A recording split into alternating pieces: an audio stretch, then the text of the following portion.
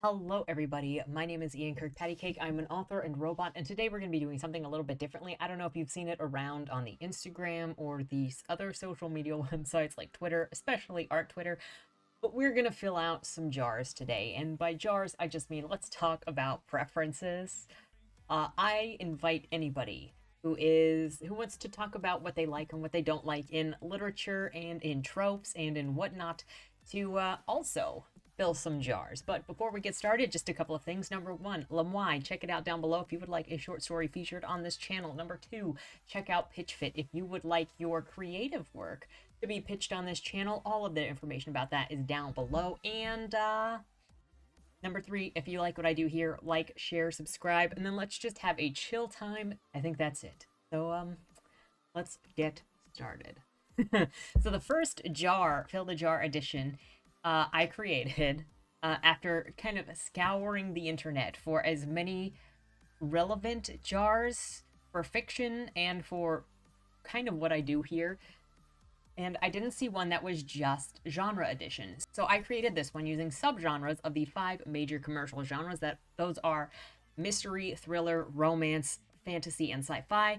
And then the bottom couple of rows for the jars here are various genres that don't fit into those categories. Now, of course, these are only a handful of the subgenres. I kind of picked what I thought is the more popular or more common subgenres, because we would basically become a jam factory if I put every subgenre on here for everything. So this is where we're going to start off. Now, in case you don't know how this works, I'm going to fill the jar based on the interest level I have in any of these subjects, and that's pretty much it. I might comment on what they are or my experiences with them, but that's pretty much what it's going to be. It's just and hey, maybe it'll be interesting, maybe this will be a really stupid video. So let's go ahead and get started then.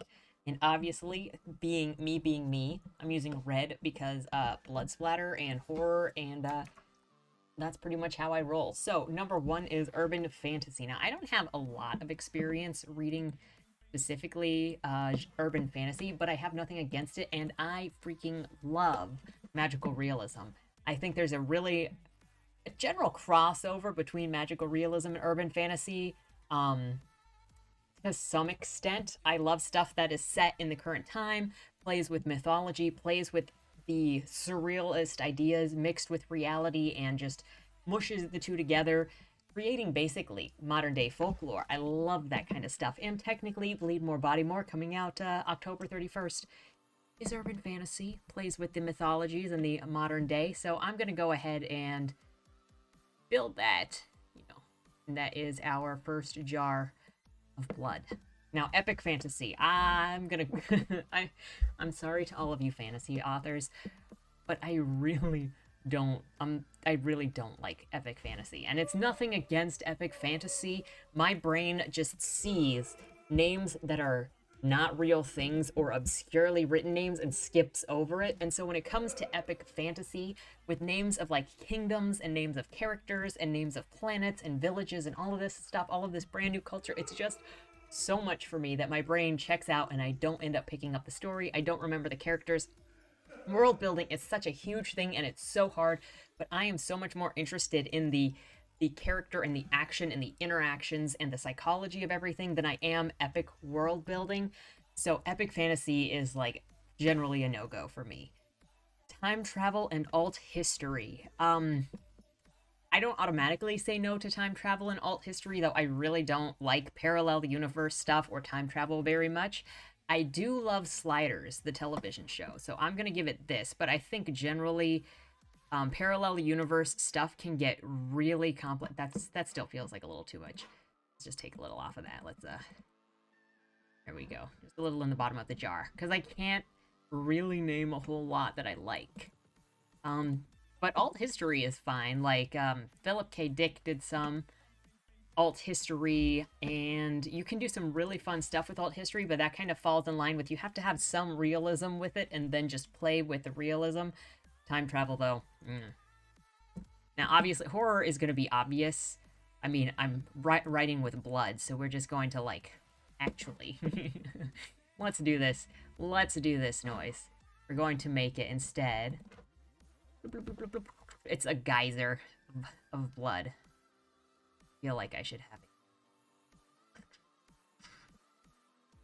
One of my favorite movies is Cabin in the Woods, the more recent one. Another one of my favorite movies is Tucker and Dale versus Evil, because obviously horror and satire are some of my favorite things. Another one of my favorite movies is Tropic Thunder, but that's doesn't really fit in this genre. Now, what I like in a horror is that you can be so surprising with it. It has such an ability to present ideas and circumstances and allegory for different things to be really surprising even. Of course, when horror goes bad, it could go really bad. I'm not really a fan of the slasher horrors like the Jasons or the Nightmare on Elm Street or any of those, but I like the weird. I like the surreal. There was what was the one that was like the train that had the cannibals? Was there a train? I feel like I'm mixing up two different things. Anyway, horror can be surprising. I like stuff that gets weird. I like stuff that gets surprising and changes the way that, you know, you see things.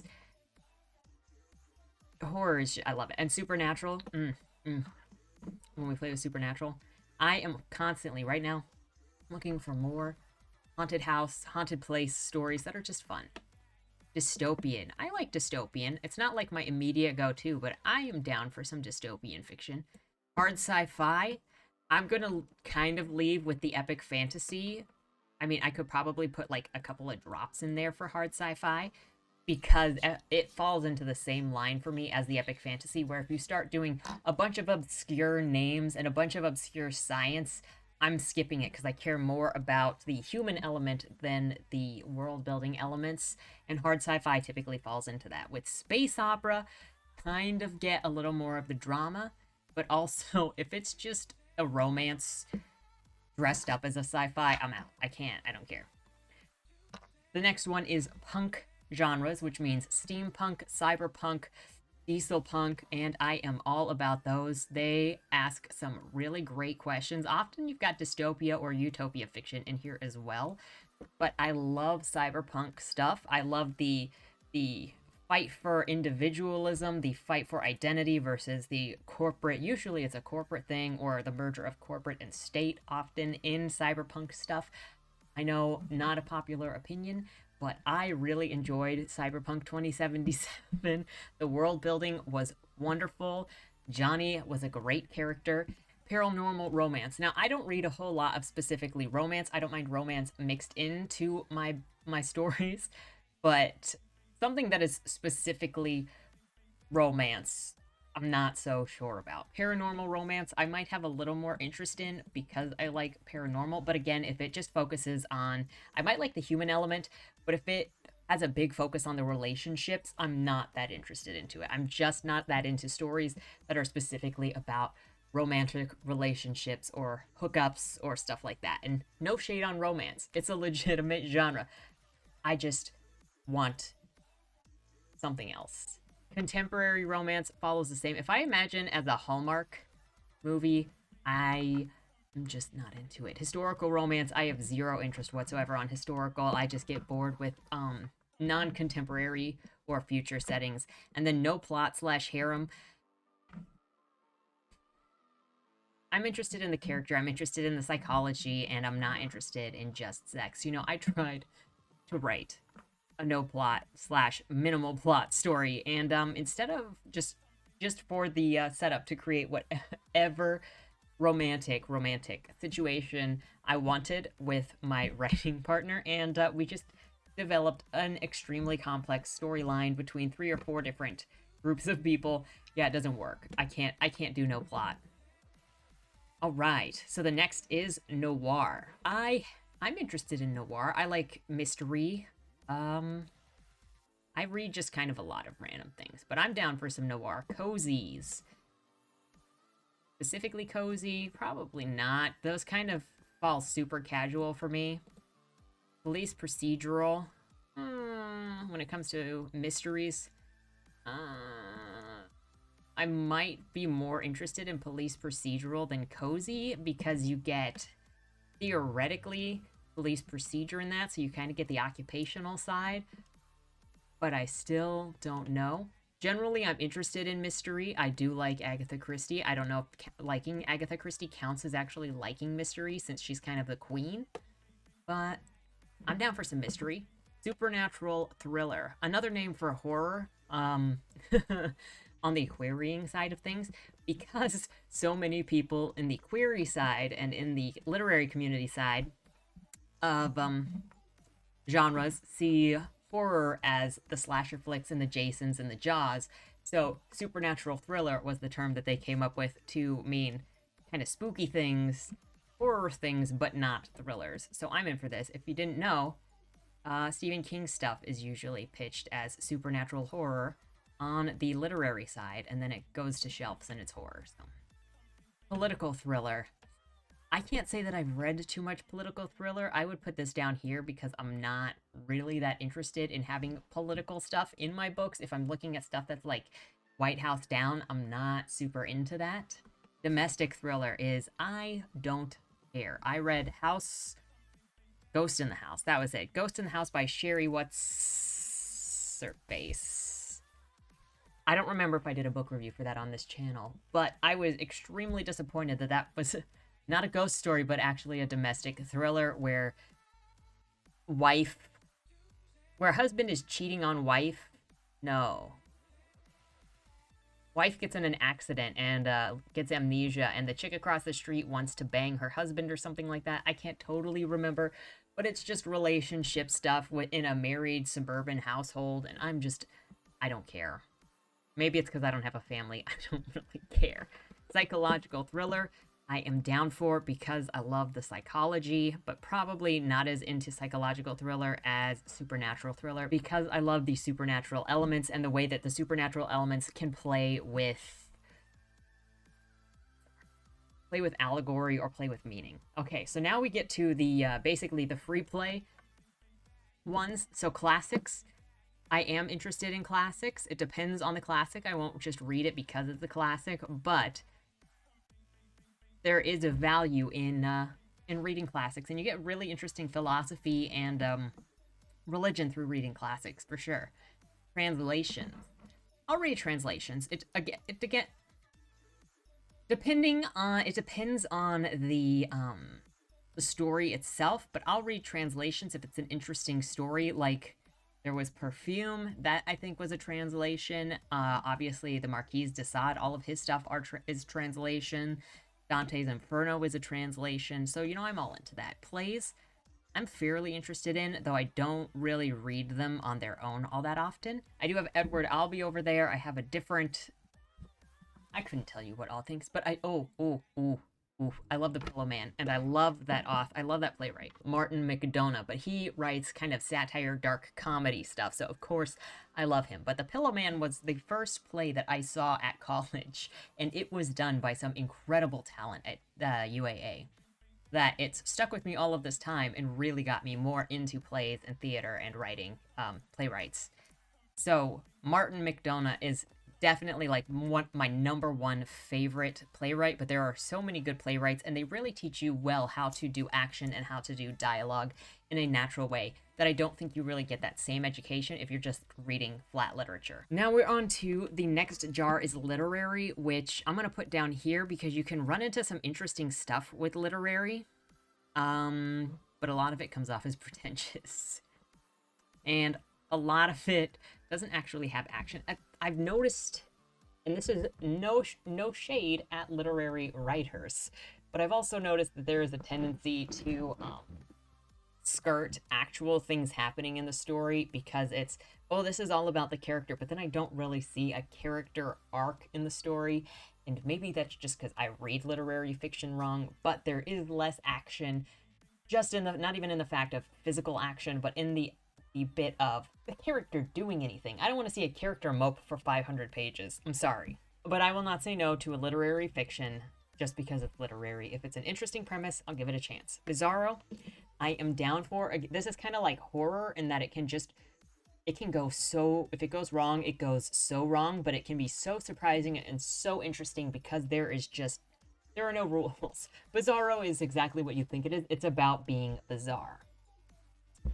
We've got satire, which clearly, I love satire. I like tongue-in-cheek satire. There are many different ways to do satire, and I've done a couple different videos on this channel about satire, the different forms of satire, how it looks. I'm not as much into political satire or nonfiction satire as I am in fictional satire that makes fun of the ridiculousness of how people are. But you can see what I like in satire through looking at, say, Cabin in the Woods has satirical elements in it.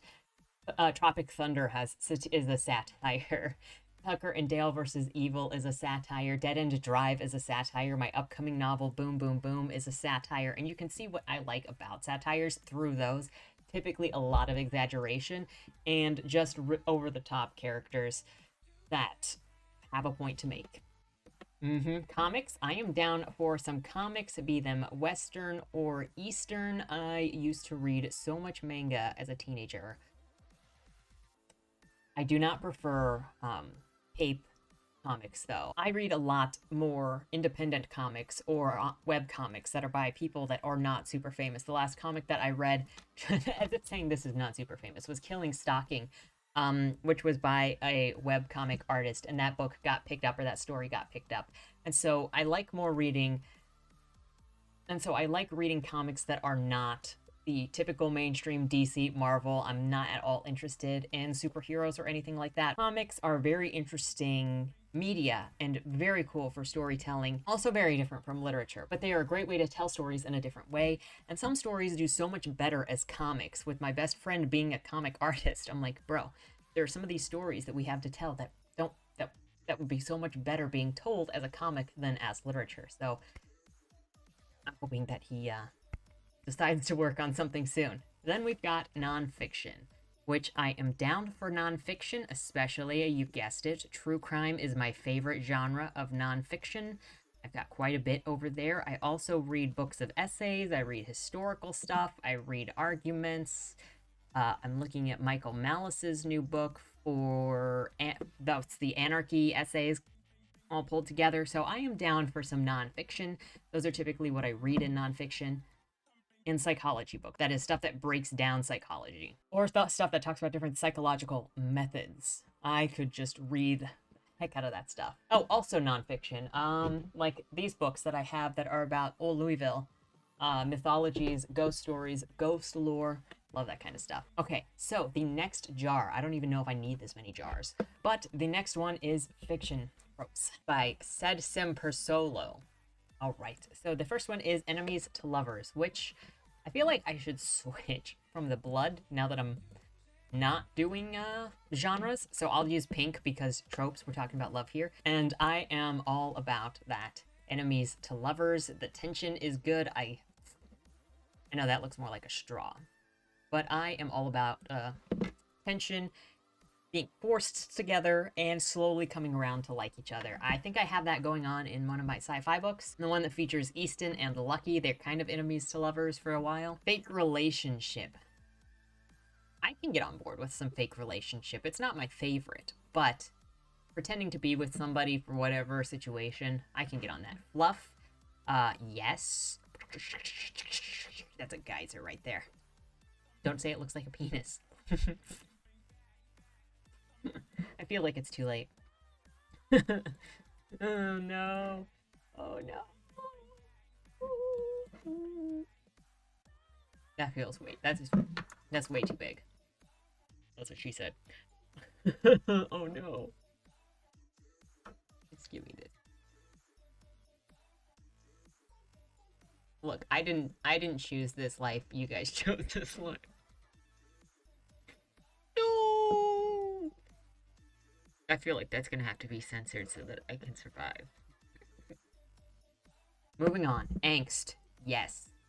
Angst Lord over here. Sam's one of my newest characters. Sam is my creative partner and best friend.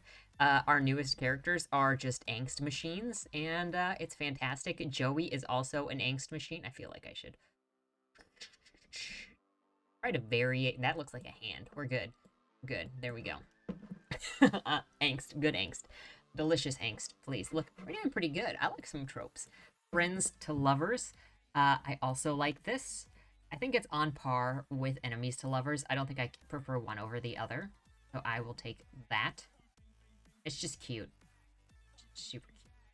And we've got an attempt at that in Bleed More, Body More, but it doesn't actually happen. Hurt and comfort. So, like, somebody goes, is this like somebody goes through something bad and then somebody else is there to comfort them? I mean, I like people being able to work together and deal with trauma together and help each other become better people together or work through their problems together. So, but not for the purpose of sexual gratification. I don't know if that's what this means, but I do appreciate characters that don't just destruct on each other, but actually do try to help each other be better people or work through their problems. I don't know what ABO means.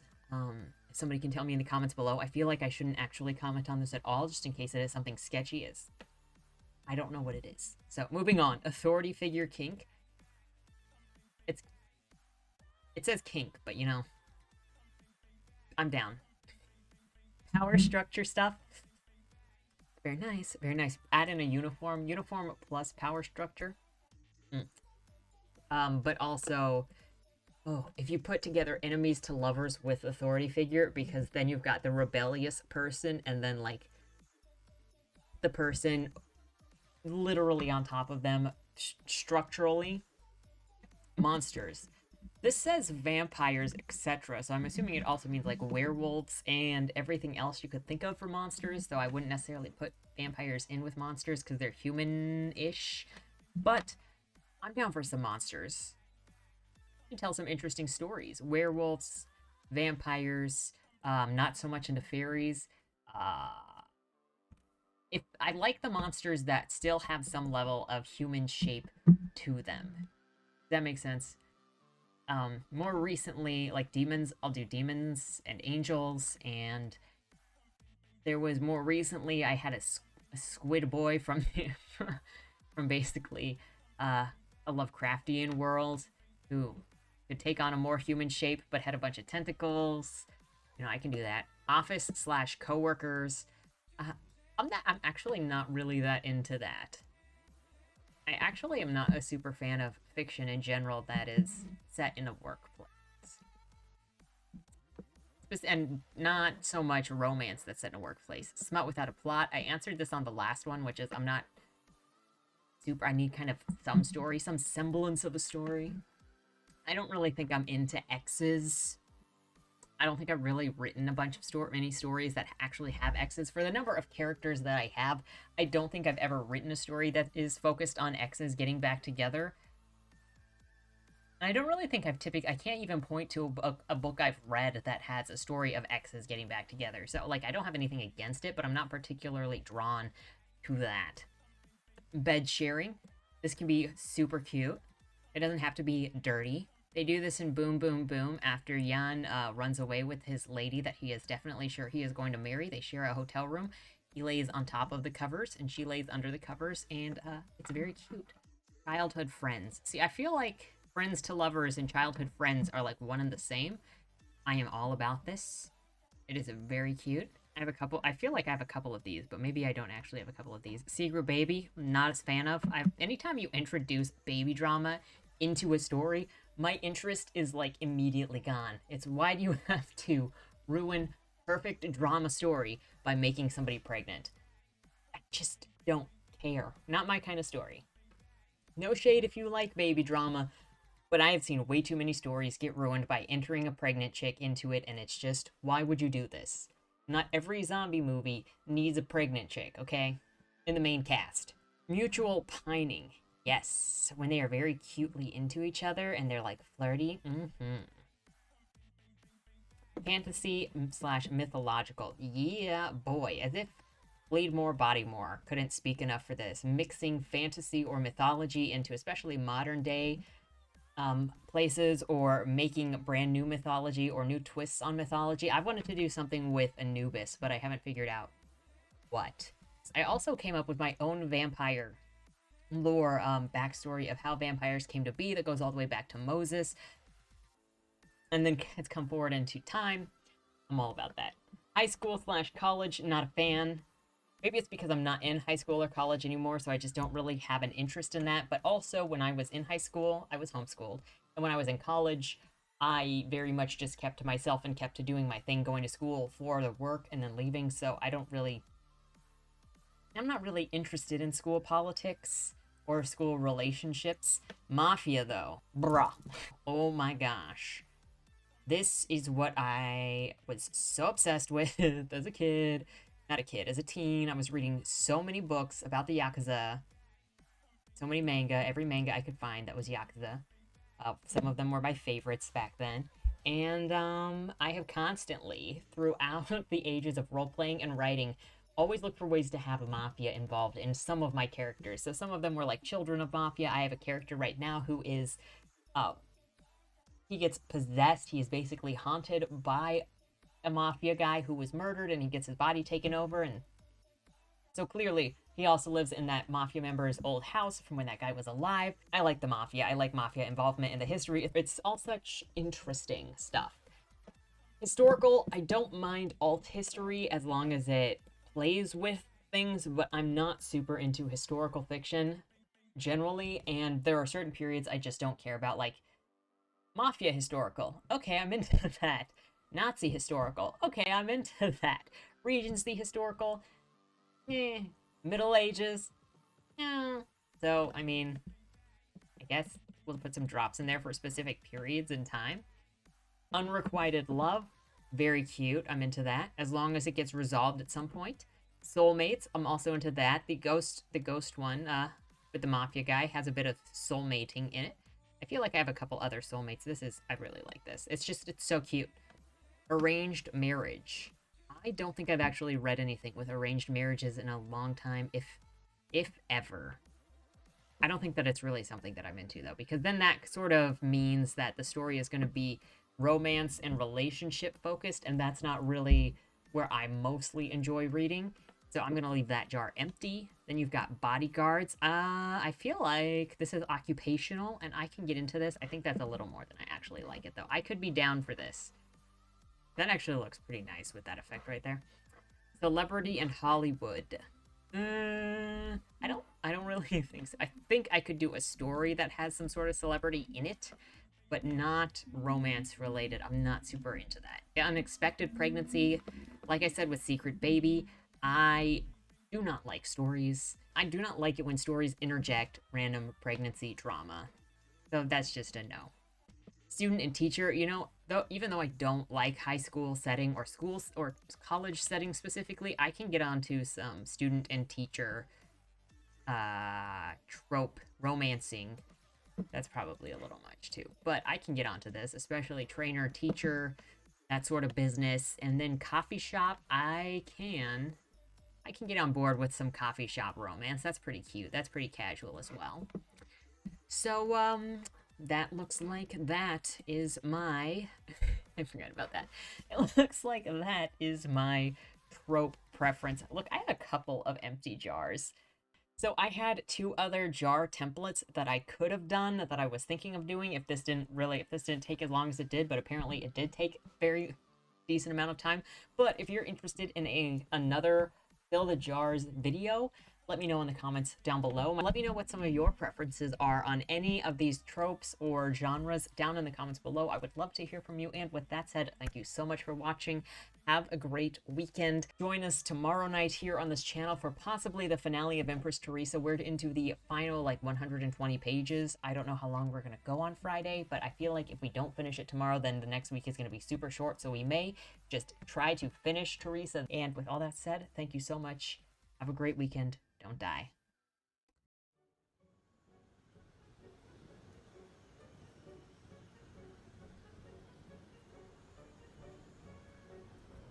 The only people who should come are those who want to meet their monsters. If this is what Agatha wants, I don't know how we can even dispute it. I change lives, baby. And I end them. Sweetheart, no bargains hold. Only fools know restraint. Only losers lose! I've been under the knife so many times, I'm practically immune to it. If your scissors are dull, may I recommend sharpening them with leather? I think I hit you. Mimol says I must have a guardian angel. To enter the ring but abstain from playing is suicidal. Your virtue makes you nothing but a liability. You're gonna die. You're gonna die. You're gonna die.